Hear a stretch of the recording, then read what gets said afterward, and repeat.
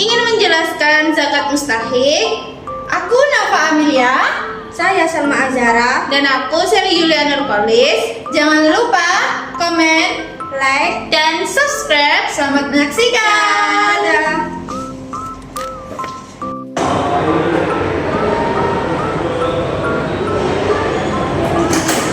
Pentingnya zakat itu dalam Islam yaitu yang menjadikan harta dalam jiwa, terus menumbuhkan keberkahan serta menjadi sosial dengan mendistribusikan kekayaan kepada yang membutuhkan.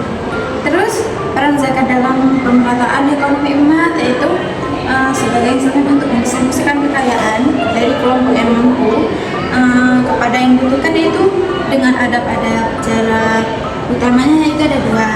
Yang pertama itu pengatasan kemiskinan, memberikan bantuan langsung berupa pemenuhan kebutuhan dasar bagi kaum fakir dan miskin. Yang kedua itu pemberdayaan ekonomi. Pemberdayaan ekonomi itu yang membuat mustahik atau penerima zakat atau menjadi pendiri dan bahkan bisa menjadi masuki atau pembayaran zakat di masa depan. Dalil pendistribusian zakat itu ada dua, yaitu dalil dari Al-Quran, terus sama dalil dari Nabi atau sahabat. Sedangkan yang dari Al-Quran itu innama shadaqatu lil fuqara'i wal masakin wal 'amilina 'alaiha wal mu'allafati qulubuhum wa fil riqabi wal gharimin wa fi sabilillahi wa fi sabili fardatan minallahi wallahu alimun hakim. Yang berarti sesungguhnya zakat itu hanyalah untuk orang-orang fakir, orang-orang miskin atau amil zakat yang digunakan hatinya atau mu'alaf untuk memerdekakan hamba sahanya, untuk membebaskan orang-orang yang berhutang untuk jalan Allah, dan untuk orang yang sedang dalam perjalanan sebagai kewajiban dari Allah. Allah Maha Mengetahui atau Maha Bijaksana. Surat Taubat ayat 60. Sedangkan dalil dari Nabi atau sahabat dari Ibnu Umar bahwa Rasulullah SAW bersabda, Bani Islamu ala khamsi syahadatun an la ilaha illallah wa anna Muhammadan abduhu wa rasuluh wa iqamus sholati wa ita'uz zakati wa hajjul baiti wa shaumu ramadana muttafaqun alaihi. Yang artinya Islam itu dibangun atas 5 perkara: bersaksi bahwa tiada Tuhan selain Allah dan bahwa Muhammad adalah utusan Allah, mendirikan salat, menunaikan zakat, berhaji ke Baitullah, dan berpuasa di bulan Ramadan. Hadis Bukhari. Yang bisa menerima zakat yaitu ada 8 golongan. Yang pertama fakir, miskin, mil zakat, mu'alaf, riqab, fisabilillah, gharim, dan ibnu sabil. Mu'alaf itu apa sih? Mu'alaf itu orang yang baru masuk Islam dan imannya belum kuat, jadi dia bisa menerima zakat.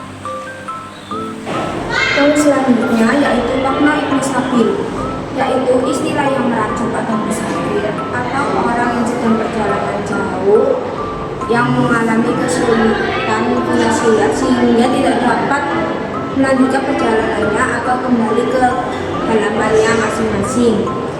Nah, meskipun ia adalah orang kaya di tempat ini, bantuan zakat diberikan agar ia dapat menyelesaikan tujuan yang baik atau kembali ke rumahnya.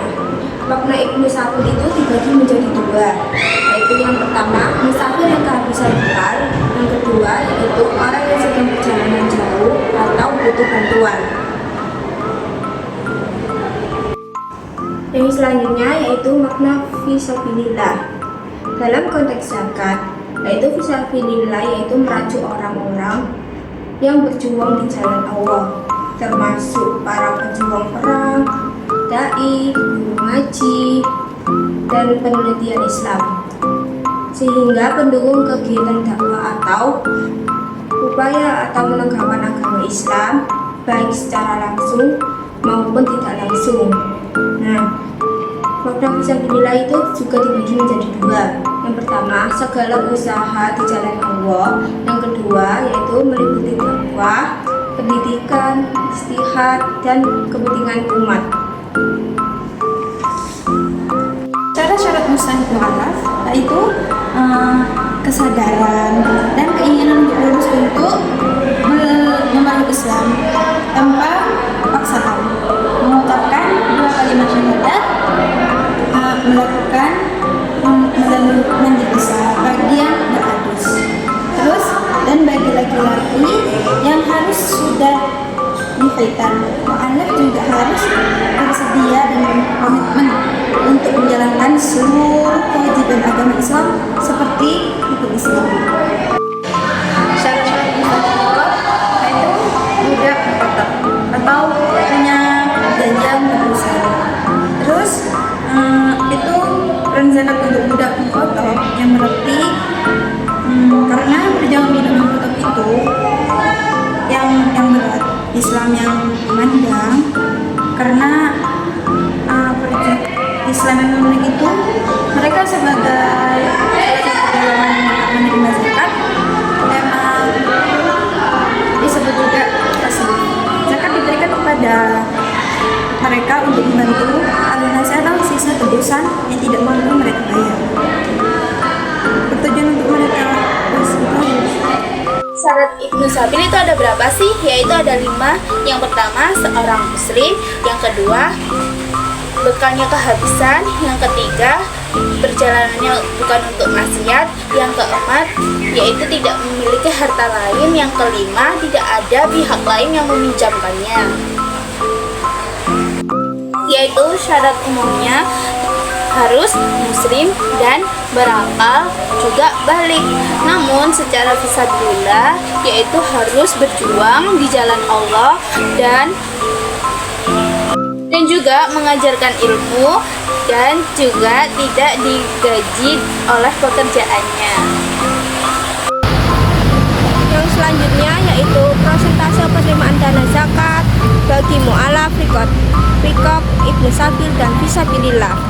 Mu'alaf yaitu alokasi untuk mu'alaf dalam satu skema atau 1%.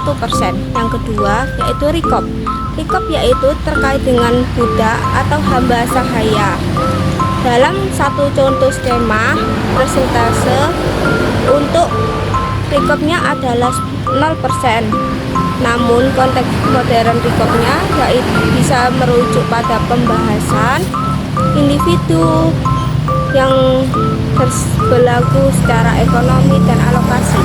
Yang ketiga yaitu ibnu sabil. Ibnu sabil yaitu alokasi untuk ibnu sabil atau musafir yang kehabisan bekal. Yang keempat yaitu fisabilillah. Fisabilillah yaitu golongan fisabilillah yang mencakup kegiatan dakwah, pendidikan, dan kepentingan syiar Islam. Yang selanjutnya yaitu proporsi zakat yaitu umum. Proporsi zakat yang paling umum dan sering digunakan adalah 2,5% untuk zakat harta seperti tabungan, penghasilan, dan emas. Setelah mencapai nisab atau batas minimum harta dan haul periode 1 tahun. Namun terdapat proporsi zakat lain untuk jenis harta tertentu seperti 5% atau 10% untuk pertanian dan 20%-nya itu untuk zakat riqab atau harta temuan. Promosi dalam mu'alaf itu, promosi dalam konteks mu'alaf merujuk pada persyaratan dan ketentuan administratif atau hukum yang berlaku saat orang ingin masuk agama Islam yang tidak ada hubungannya dengan pembagian harta atau wilayah, maka berdasarkan kebutuhan untuk menentukan hati itu harus fleksibel sesuai kondisi. Proporsi bagi riqab yaitu disesuaikan dengan jumlah kemerdekaan dan tidak berlebihan.